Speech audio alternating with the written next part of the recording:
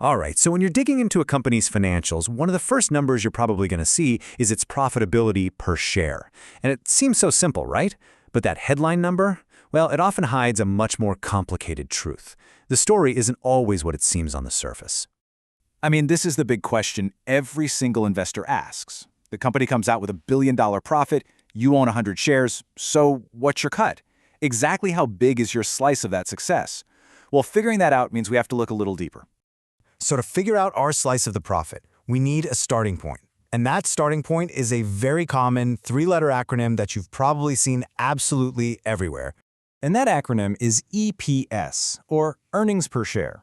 This is our go-to metric. It's supposed to tell us, for every single share of common stock out there, just how much profit the company generated.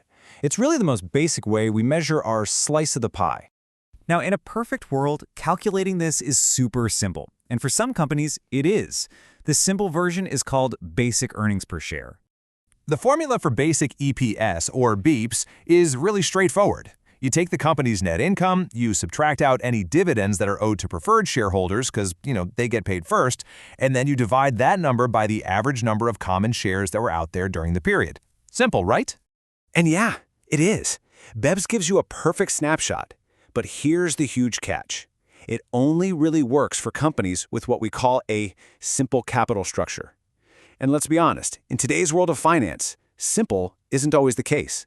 And this brings us to the whole problem. Shares that aren't technically on the books right now, but have the potential to just appear later and completely change the equation. You can think of them as hidden shares. So let's ask a what-if question. What if the number of shares we used in that simple BEPS calculation wasn't actually fixed? What if there were other financial instruments out there that could, under certain conditions, suddenly become a flood of new common stock? Well, that would definitely shrink your slice of the pie. Okay, so here's the key difference. A simple structure, it just has common stock. Easy, but a complex one has common stock plus other things like preferred stock or this thing called potential common stock. And that's the phrase we really need to zoom in on. So what in the world is potential common stock, or PCS? It's basically any security or contract that could give someone the right to get common stock down the road. They aren't shares yet, but they're kind of waiting in the wings.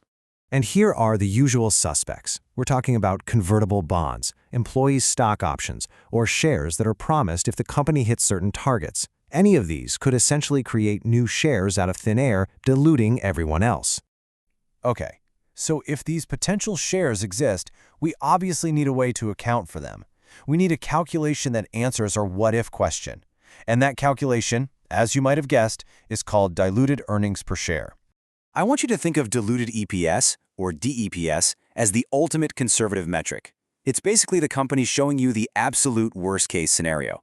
It assumes that every single financial instrument that could be converted into common stock is converted. It shows you the most diluted, or smallest, your slice of the pie could possibly get. So how do we actually calculate this thing? Well, it follows a really clear two-part logic. First, you adjust the earnings. That's the numerator in the formula. Then, you adjust the number of shares, the denominator. Let's break down how that works. The logic here is pretty fascinating. For the earnings number, the numerator, you actually add back expenses like preferred dividends or interest on convertible debt. Why? Well, because in our what-if scenario where those things get converted to stock, the company wouldn't pay those expenses anymore. So its earnings would actually be higher. Then, for the denominator, you just add all the new shares that would be created. It's like a complete financial simulation. So why does all this accounting wizardry matter? Because for any serious analyst, diluted EPS provides a much-needed, very sober reality check on a company's true performance. So really, it all boils down to this. Basic EPS? That's your slice of the pie right now. It's the optimistic view. Diluted EPS? That's how small your slice could get. It's the conservative, clear-eyed reality check. And here's the official rule of the game. A potential share is only included in this special calculation. It's only considered dilutive if it actually reduces the final EPS number.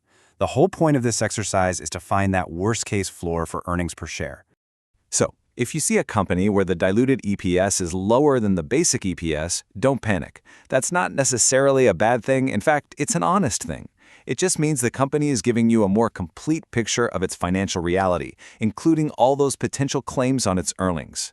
And that leads us to the single most important rule to remember. If a company has a complex capital structure, it must report two EPS numbers, basic and diluted. You should always look for both. So I'll leave you with this. The next time you see that big, bold EPS number in a report, just pause for a second and ask yourself, is this the simple number or is this the diluted one? Am I really seeing the whole story?